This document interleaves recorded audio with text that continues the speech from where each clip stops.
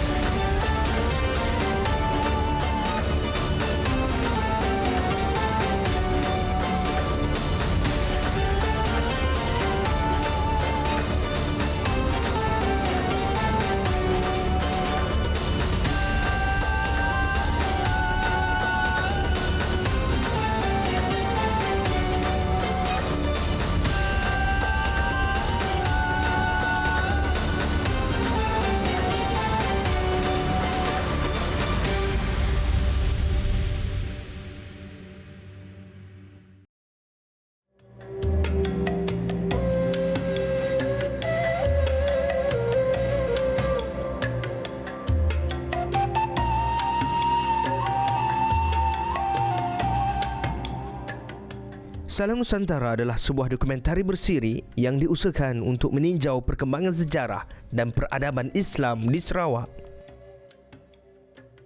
Ia akan menjadi suatu permulaan positif dalam menyingkap khazanah peradaban masyarakat majmuk wilayah ini. Episod kali ini akan membawa penonton mengenali sebahagian para ulama atau ilmuwan Islam yang bergiat di Sarawak. Antara mereka merupakan anak-anak jati negeri Sarawak sendiri, malah ada yang menempa nama menjadi ilmuwan tersohor Islam dunia. Dalam kesempatan ini, para ulama perintis seperti Syekh Ahmad Makawi dan Datuk Hakim Keramat akan diberikan penonjolan, dan impak ketokohan Syekh Osman Sarawak juga ditampilkan. Sewaktu membuat penelitian dan penelusuran mengenai etnik Arab di Sarawak, ditemukan satu keluarga dari masyarakat Arab Mekah yang menuju kepada jalur yang bernama seorang yang bernama Syekh Ahmad Faqih bin Abdul Qadir Al-Makki. Syekh Makawi itu nyampun orang tuan kita dulu. Syekh Makawi itu nang lahir di Mekah. Gayanya nyampun nama Makawi. Yang dengar saya, Haji Ahmad Faqih Makawi, dia cerita dari sebelah mentua saya, dari nyampun, dari abah saya. Syekh Makawi itu datang ke Sarawak tu dulu nang berdagang. Dalam sambil berdagang, yang berjual macam-macam lah berdagang alam yang berdakwah.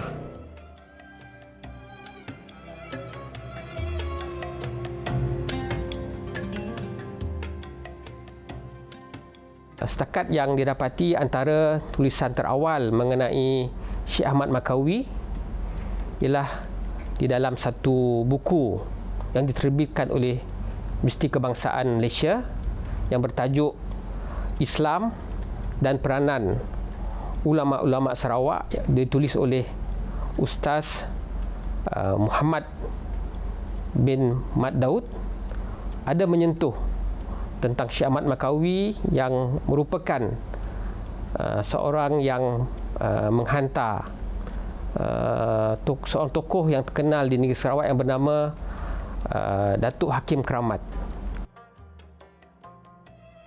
Sumbangan beliau dan juga peninggalan beliau yang dapat dilihat sehingga ke hari ini ialah dari segi keturunan beliau yang ada di Sarawak, yang mana berlakunya perkahwinan dengan masyarakat Arab non-Alawiyin daripada keluarga-keluarga seperti Al-Khatib, seperti keluarga bin Talib dan juga Al-Mar'i.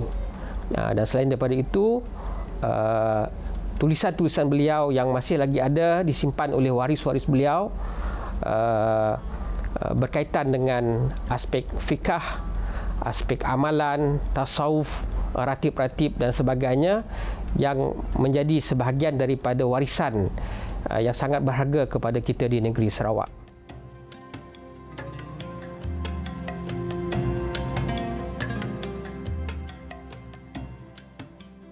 Masa tu kami masih ada nyimpan kitab-kitab nyompun haj, nyompun tarikat, nyompun doa hadat, ratib, kayak kitab nyompun fikah ada nyimpan. Saya nyimpan itu kayak pakai nyompun tasawuf pun ada juga, tapi si panjang. Habis angus entam dulu lah rumah di kampung ada kebakaran yang berlaku. Dibayar sempat diambil juga.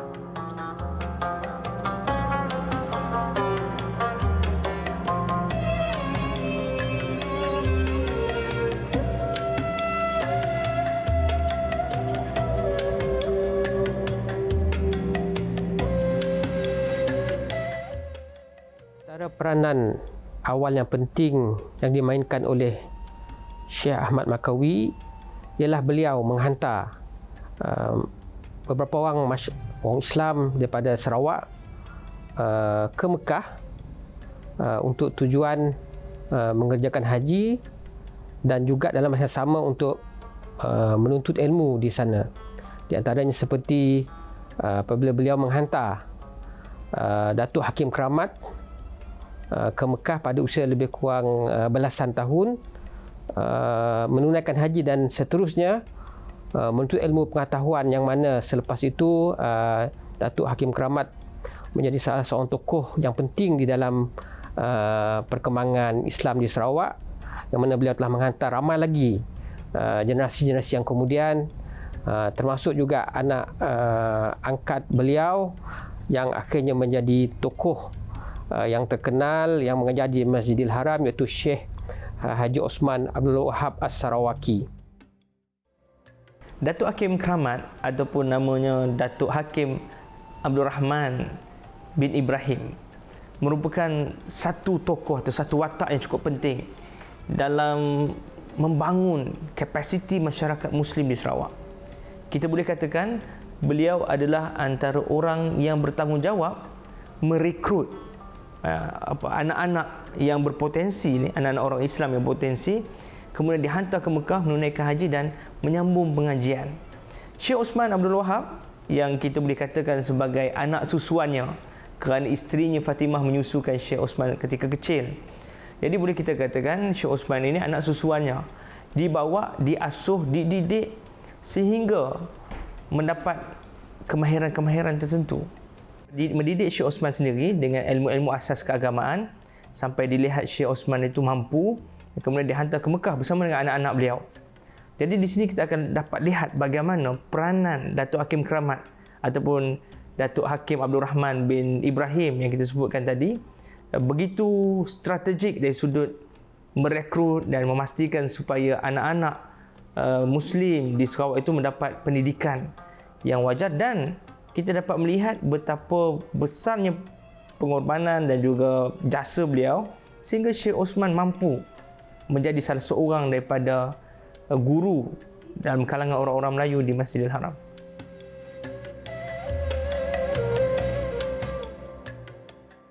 Salah satu daripada produk kegiatan masyarakat Islam di Sarawak itu kita dapat lihat daripada terhasilnya orang-orang pintar, orang pandai, para ulama.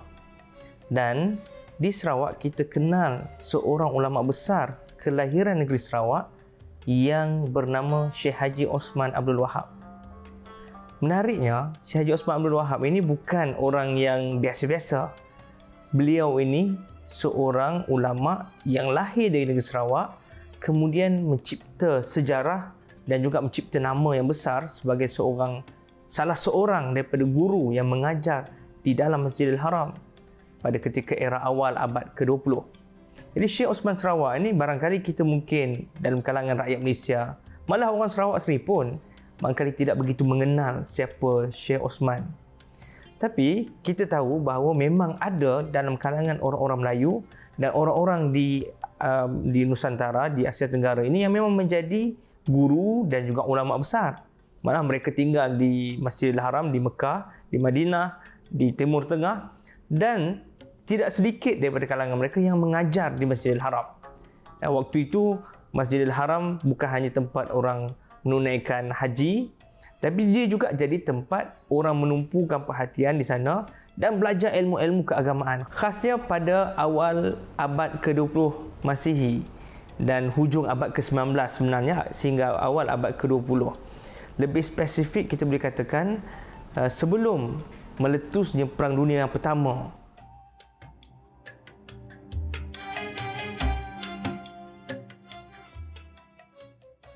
Jadi Mekah merupakan antara tumpuan masyarakat dunia. Bukan hanya Asia Tenggara, tapi seluruh masyarakat dunia Islam hadir ke Mekah, bukan hanya menunaikan rukun Islam yang kelima, itu menunaikan haji, naik haji, tapi juga mereka ambil kesempatan untuk belajar dan memperdalamkan agama. Jadi begitu juga dengan orang-orang di Asia Tenggara, orang-orang di alam Melayu, tidak terkecuali mereka yang tinggal di wilayah Sarawak dan Sabah dan juga Kepulauan Borneo. Sebab itu Syekh Osman ini adalah satu daripada ulama yang begitu istimewa kerana dengan ketinggian ilmunya dan juga pasti ada ciri-ciri tertentu beliau ini Syekh Osman ini akhirnya diangkat menjadi salah seorang guru mengajar di Masjidil Haram. Osman Sarawak, kita kenal dia berasal dari Sarawak, tapi nanti ketika di Makkah dan Madinah murid-muridnya berasal dari rantau Nusantara. Nah, disinilah peranan penting Syekh Osman Sarawak. Dia sebagai guru yang mengajarkan tata bahasa Arab, nahwu sorob kepada ulama-ulama yang berasal dari Nusantara, termasuklah yang berasal dari Sambas. Kita kenal nanti Maharaja Imam Muhammad Basuni Imran. Maharaja Imam Muhammad Basuni Imran adalah seorang qadi dan mufti di kerajaan Sambas. Nah, di masa awal ketika dia datang ke Makkah untuk melaksanakan ibadah haji sekaligus belajar ilmu agama. Dia belajar ilmu agama diawali dengan belajar bahasa Arab. Nah, belajar bahasa Arabnya itu kepada Syekh Osman Sarawak.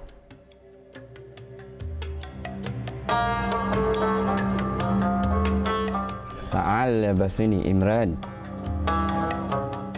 Labbaik ya Syekh. Sebenarnya ini jalinan keilmuan yang sangat bagus, dan ini saya pikir sudah diwariskan dari ulama sebelumnya. Misalnya Syekh Ahmad Khatib Sambas mengajari Syekh Abdul Latif As-Sarawaki, kemudian Syekh Abdul Latif As-Sarawaki ini mengajari Syekh Osman Sarawak, kemudian Syekh Osman Sarawak mengajari ilmu nahwu sorob untuk Syekh Maharaja Imam Basuni Imran. Nah, dua tokoh ini kan tokoh yang memajukan atau yang mengenalkan Sambas pada dunia internasional, Syekh Ahmad Khatib Sambas dan Muhammad Basuni Imran.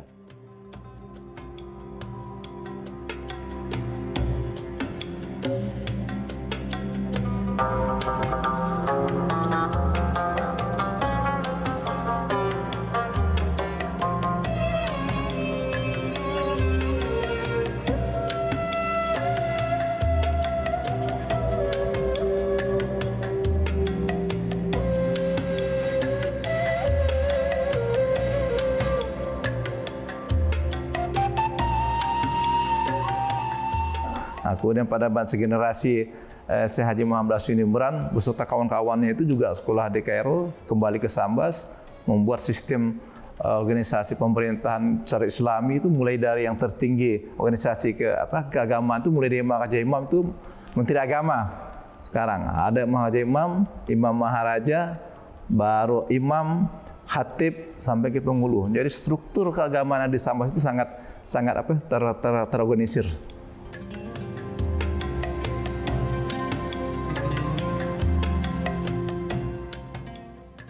Jadi yang mendirikan Tarekat Qadiriyah wa Naqsabandiyah itu adalah Syekh Ahmad Khatib Sambas. Jadi Syekh Ahmad Khatib Sambas itu dilahirkan di Kampung Dagang Sambas sekitar tahun 1803. Kemudian dia meninggal di Makkah sekitar tahun 1875.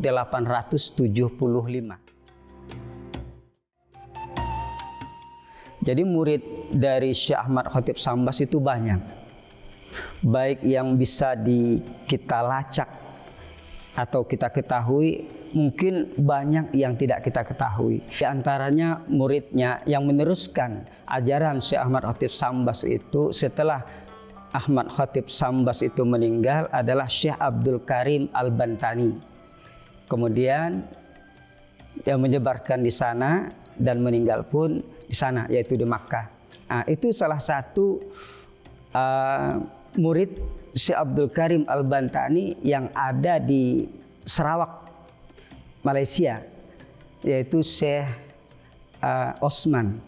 Nah, di sanalah Syekh Osman belajar, kemudian menjadi khalifah juga, menjadi wakil talqin, dan dia mengajarkan juga kepada orang-orang yang ada di Sarawak, walaupun dia tinggal di Makkah dan meninggal pun di Makkah. Kita temukan manaqib Syekh Osman ditulis sekitar tahun 1921 setelah beliau meninggal dunia dan ditulis oleh anaknya. Di dalamnya kita akan dapati ada tulisan-tulisan dan juga disebutkan fakta-fakta serta pengakuan daripada para ulama yang masih hidup pada zaman itu, yang bergiat dengan beliau, yang sama-sama mengajar dengan beliau di Masjidil Haram, bukan hanya guru-guru dalam kalangan orang-orang Melayu, tapi juga guru-guru dalam kalangan orang-orang Arab dan bangsa lain yang mengakui ketinggian dan ketokohan Syekh Osman. Dinyatakan dalam manaqib Syekh Osman yang diberi judul Nafahatul Ridwan fi Manaqibi Syekh Osman. Kita temukan di dalam daftar ataupun senarai registration guru-guru daripada bangsa Jawi yang disenaraikan ataupun dikompilasikan oleh konsulat Belanda di Jeddah. Waktu itu Belanda antara negara kolonial yang menghantar konsulat sama ada untuk memudahkan urusan ataupun atas sebab-sebab keselamatan. Maka ditemukan memang ada nama Syekh Osman di dalamnya sebagai salah seorang guru yang mengajar di Masjidil Haram, dan daftar tersebut sekitar tahun 1914, 1915. Bagaimana kita melihat adanya bukti silsilah ataupun isnad, sanad, menjadi tradisi dan pengajian tradisional ilmu-ilmu Islam di mana adanya tradisi sanad ini. Itu antaranya ditemukan dalam kitab Fihris atau kitab himpunan sanad yang dikompilasikan oleh Syekh Muhammad Yasin Al-Fadani, yang memang terkenal sebagai salah seorang ulama yang mengumpulkan sanad yang banyak. Jadi dalam kitab tersebut yang berjudul Aqdul Farid fi Jawahiril Asanid, di dalamnya menemukan Syekh Yasin Padang atau Syekh Muhammad Yasin Al-Fadani dengan Syekh Osman. Ada jarak-jaraknya, tapi dalam salah satunya adalah pengajian bagi kitab yang ditulis oleh Syekh Ibnu Sulaiman Al-Rudani. Jadi Syekh Ibnu Sulaiman Al-Rudani menulis kitab, dan kitab itu silsilahnya daripada Syekh Yasin Padang itu mengambil daripada gurunya sampai kepada salah seorangnya Syekh Osman. Sambung lagi kepada gurunya sampai kepada pengarang kitab itu, iaitu Syekh Ibnu Sulaiman Al-Rudani. Hamka menyebut dalam kitab dia di mana ditulis satu buku tentang pengalaman hidup ayahnya ke ayah beliau, Haji Rasul belajar di Mekah, dan guru ayah beliau salah seorang yang disebut secara jelas Syekh Osman Sarawak. Ada lagi sanad-sanad lain, antaranya ditulis dalam kitab Syekh Muhammad Zainuddin Batubara. Jadi Muhammad Zain Batubara ini adalah seorang ulama yang kemudiannya belajar di Masjidil Haram, kemudian terkenal dan berpengaruh dalam mengembangkan Islam di wilayah Sumatera. Dia juga menyebutkan bahawa antara salah seorang gurunya yang awal ketika beliau sampai ke Mekah dalam bidang usuluddin adalah Syekh Osman Sarawak. Jadi banyak bukti, itu hanya sebahagian kecil yang menunjukkan bahawa beliau bukan hanya seorang tokoh yang disebut-sebut anak Sarawak yang mengajar di Masjidil Haram pada hujung abad ke-19 dan awal abad ke-20, tapi beliau memang benar, ada faktanya, ada buktinya. Kerana itu, ia bukan suatu penemuan kecil dan dia juga bukan suatu pencapaian kecil bagi orang Sarawak sebenarnya. Sebagai salah satu wilayah yang menerima pengaruh kebudayaan Islam di Nusantara, Sarawak juga tidak terlepas daripada membangun generasi ilmuwan Islam tersendiri. Episod kali ini membicarakan perihal anak-anak Sarawak juga tidak kurang hebatnya dalam menguasai ilmu-ilmu Islam. Malah dalam kalangan mereka ada yang berjaya menempatkan diri dalam barisan para ulama besar dunia pada zamannya. Lanjutan pengkisahan ulama Sarawak akan kita bincangkan dalam episod seterusnya dengan topik Mahaguru di Mekah. Salam Nusantara, Islam di Sarawak.